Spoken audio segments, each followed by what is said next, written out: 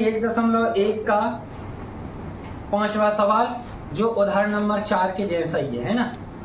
तो क्या दिया है, जांच कीजिए कि क्या किसी प्राकृत संख्या n के लिए, प्राकृत संख्या पता है प्राकृत संख्या क्या होती है? तो भैया ऋतिक बता रहे प्राकृत संख्या क्या होती है भैया?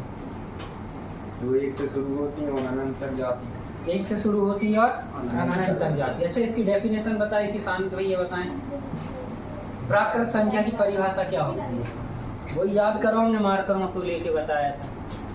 अरे जिन संख्याओं से हम क्या करते हैं, गणना या गिनती कर सकते हैं। गणना या गिनती करते हैं, कर सकते हैं, नहीं करते ही हैं, उन संख्याओं को क्या बोलते हैं?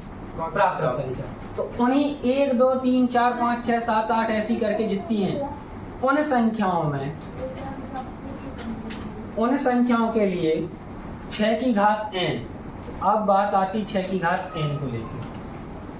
6 की घात n या 4 की घात n दिया है ना? नहीं, ये कही है। चलो ठीक है, हम उदाहरण की बात कर रहे हैं। चलो, तो ये जो है ना n, ये प्राकृत संख्या 1 2 3 4 5 से लेके अनंत तक, ठीक है। तो 6 की घात हम कितनी रखें इकाई का अंक 0 आ जाए, ये हमें समझाना है पांचवें सवाल में। आई बात समझ में? कैसे कि 6 की घात हम कितनी कर दें 0 आ जाए। अब 2-3 चीजें तो अपन को पता है। क्या पता है? 6 की घात 1 बराबर, बताओ मोहन दाऊ, 6 की घात 1 मोहन दाऊ मत बोलो, अरे चाले। हाँ मोहन भैया, 6 की घात 1 बताओ। सौरभ भैया 6 की घात 1 6 ही होता है ना? एक बार गुणा 6 का ही गुणा करेंगे, काय कच्छु में नहीं करना, 6 ही आ जाएगा। 6 की घात 2 का 6 नहीं 36। 6 की घात 3। अब समस्या है, नहीं बनता, याद कर लो 216। तो अब हमने क्या किया, 1 रखा, 2 रखा, 3 रखा, 6 ही 6 आ रहा है। ऐसा कुछ लग रहा है अपन को, है ना? डाउट है? ठीक है, हमें लेके क्या आना है, इकाई का अंक 0 आ जाए। अब अपन सवाल से हट के चलते हैं। सवाल से हट अपन 0 वाली 2-4 संख्याएं लिखते हैं। यहाँ क्या लिखते हैं? सबसे पहली 10 20 30 40 और 50 और एक और 100 लिखा है। 80 है। ये अपन ने 1 2 3 4 5 6 संख्याएं ले ली। इनको देखें, गुणनखंड करें इनके। तो 10 के गुणनखंड कितने होंगे? 2 गुणित 5, यही आएगा। इसके गुणनखंड करोगे तो 2 गुणित 5, 5 दूनी 10, 10 दूनी 20। इसके करेंगे तो हम क्रम से लिख रहे हैं, थोड़ा सा अभी समझ पढ़ाया था, क्रम की आवश्यकता नहीं होती। तो यहाँ हम लिख दे रहे हैं 3 गुणित 2 गुणित 5। कैसे? 5 दूनी 10 दिया।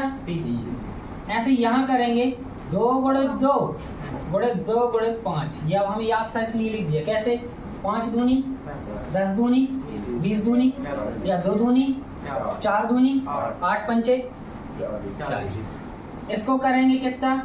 2 गुणित 5 गुणित 5। अब 25 दूनी 50 कर लो या 2 पंचे 10 पंचे 50 कर लो। गुणनखंड हो गए। 100 के गुणनखंड हम ऐसे कर रहे हैं 10 गुणित 10। इसमें से क्या आएगा? 2 गुणित 5 गुणित 2 गुणित 5 हो गया 100।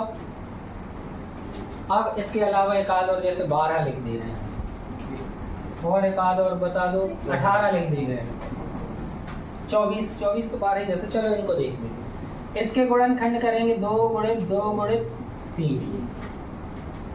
इसके करें कितने? 2 गुणित 3 गुणित 3, है ना? यहां से देखो 0 है इनमें, तो यहाँ गुणनखंड में देखें 2 गुणित 5 2 गुणित 5 2 गुणित 5 2 गुणित 5 2 गुणित 5 2 गुणित 5 हमें मिला। यहाँ 0 नहीं है तो 2 गुणित 5 नहीं मिला है, नहीं मिला। मतलब एक चीज प्रूफ होती है कि किसी भी संख्या के अगर गुणनखंड में 2 और 5 आ रहे हैं तो ही उसमें 0 आएगा इकाई, नहीं तो नहीं आएगा। कैसे आके पढ़ के नहीं देखो तो 9 10 भी होना समय पढ़ा होगा। अरे सर भाई को देखना है। हाँ ऐसा देखा ये चीज़ें हैं, ठीक है। अब अपन चलते हैं, ये तो हमने समझाने के लिए बताया, तो जाए हम मिटाया जाए। हम कर रहे हैं किसके गुणनखंड? 6 के। 6 के गुणनखंड होंगे 2 गुणित 3। क्या इसमें 2 और 5 मिल रहे हैं? नहीं मिल रहे। तो हमें संख्या 6 की घात n में 2 की घात m गुणित 5 की घात n प्राप्त नहीं होता है। अतः 6 की घात n संख्या कभी भी 0 पर समाप्त नहीं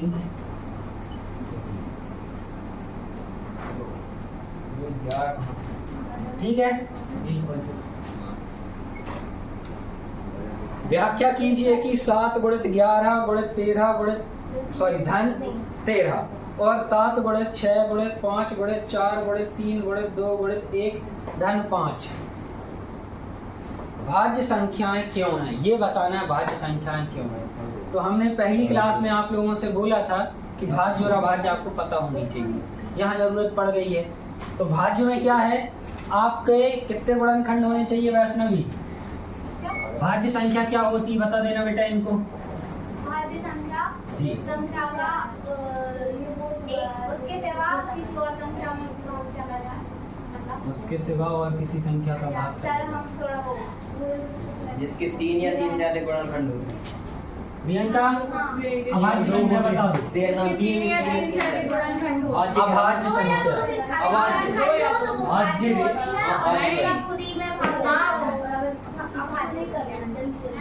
ये भाज्य क्या होती है इसका तो से अधिक और अभाज्य क्या होता है? तो पहले किसको याद कर लो? अभाज्य को याद कर लो। इसमें केवल 2 गुणनखंड होंगे, एक कौन सा 1 और दूसरा वह स्वयं। इसके अलावा ना 2 से कम होंगे ना 2 से ज्यादा होंगे, ठीक है। अभाज्य संख्या में कितने गुणनखंड चाहिए? 2, ना ज्यादा ना कम। कौन कौन से? एक और दूसरा वह स्वयं संख्या, ठीक है। ये हो गया भाज्य। तो अभाज्य का उल्टा लग रहा है अपन को भाज्य। तो 2 तो न होंगे, जाके 2 न होंगे, तो इतने हो जाएंगे कितने? 3 या 3 से अधिक। बस बात खत्म। या तो 3 होंगे या 3 से अधिक होंगे। अब बात आती है 1 की। तो 1 की गुणनखंड हो गया, 1 तो है और वह स्वयं संख्या 1 भी है। अब भैया 1 को आप कितनी बार लिखो? 1 को कितनी बार लिखो? गुणनखंड तो 1 ही कह लेना, ठीक है। अब सेट कोई तो ऐसा भी समझ रही है, रिपीट का ही नहीं करे, कह ले। तो 1 ना तो भाज्य ना ही अभाज्य है। 1 क्या है फिर? नहीं नहीं नहीं, भाज्य अभाज्य नहीं है तो क्या है इसके अलावा? ये प्राकृत संख्या है, ठीक है। तो ये हो गया। अपन को क्या बताना है? भाज्य संख्या बताना है। तो इसके अपन को क्या चाहिए?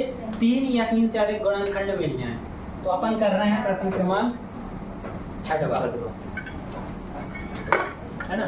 प्रश्न क्रमांक 6वां, प्रश्नावली 1.1 का क्या दिया है? बोलो। 7 गुणित 11 गुणित 13 गुणित धन 13। इस सवाल को करने जा रहे हैं अपन। तो क्या करेंगे? 13 कॉमन ले लेंगे। एक संख्या ये दिख रही है धन, दूसरी संख्या ये 13 कॉमन ले लिया, ठीक है।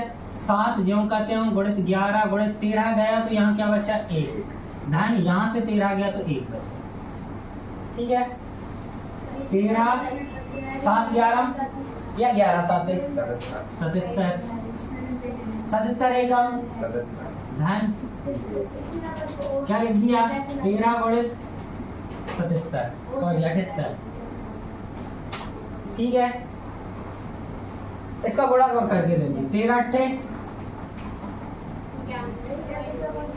13 8 13 7 91 में 13 8 10 14 आंसर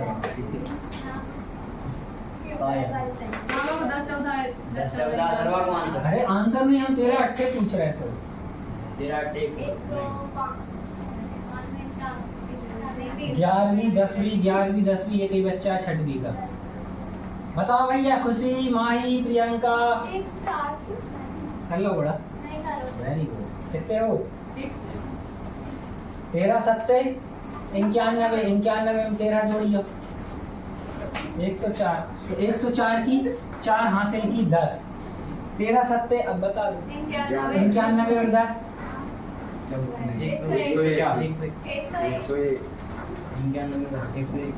101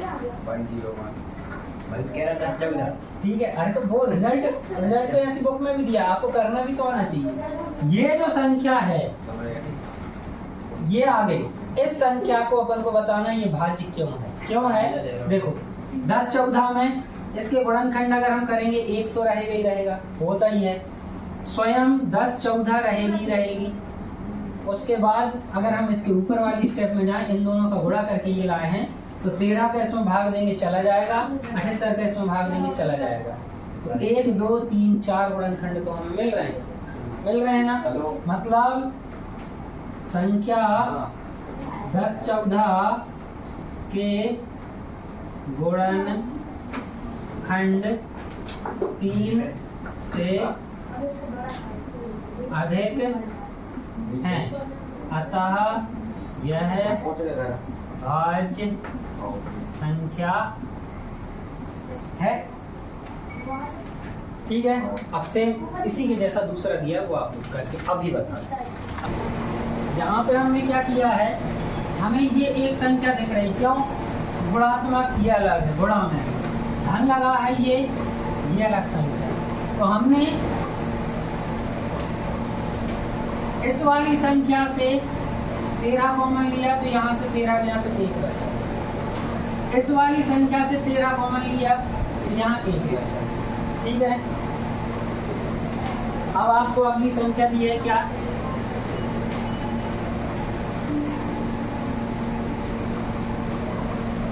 बोलो क्या दी है? 7 गुणे 6 गुणे 5 गुणे 4 गुणे 3 गुणे 2 गुणे 1 धन 1 दिया है। ठीक है। 5 दिया है, ये 5। ठीक है, ये दिया है। यहाँ पे हमें ये गुणा यहाँ धन है, मतलब 1 के पहले वाली संख्या 1 है और ये यहाँ की दूसरी संख्या। ठीक है। तो इतने में से हम 5 कॉमन ले रहे हैं, इससे भी 5 कॉमन लेंगे। तो हमने ले लिया क्या? 5 कॉमन। यहाँ से गया 5 तो ये बच जाएगा, इस 5 की जगह क्या बचेगा? 1। तो 7 गुणे 6 गुणे 5 की जगह 1 गुणे 4 गुणे 3 गुणे 2 गुणे 1। ठीक है। यहाँ से 5 चला जाएगा तो यहाँ क्या धन 1 बचेगा। ये इतनी थी आपकी गलती, देखो इसके अलावा गलती नहीं है ना।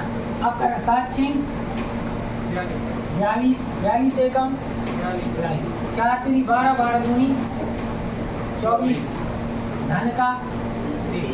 ठीक है। ये आया समझ में? कैसे आ गया? 1 का गुणा करोगे तो सही आएगा, इसका गुणा कर दिया। कैसे कर रहे हो? हमें नहीं आता है तो हम क्या करेंगे? 42 गुणे 24 करेंगे। 4 दूनी 8, 4 चौको 16, 2 दूनी 4, 4 दूनी 8।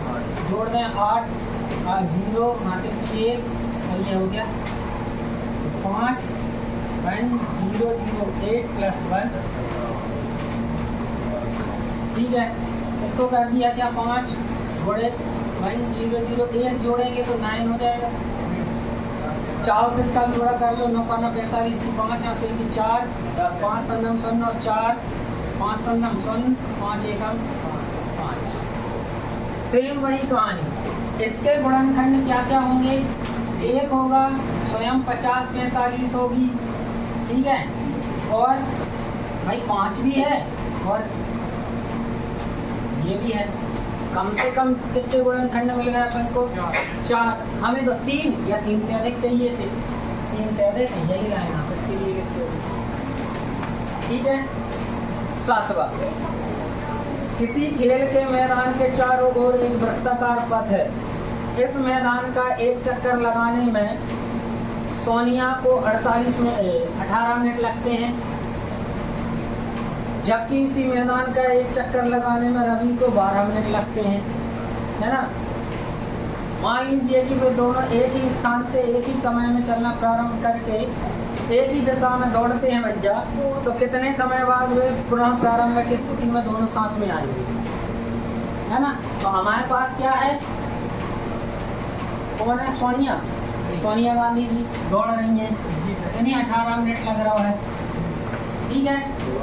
और रवि दौड़ रहा है, इसको 12 मिनट लग रहे हैं।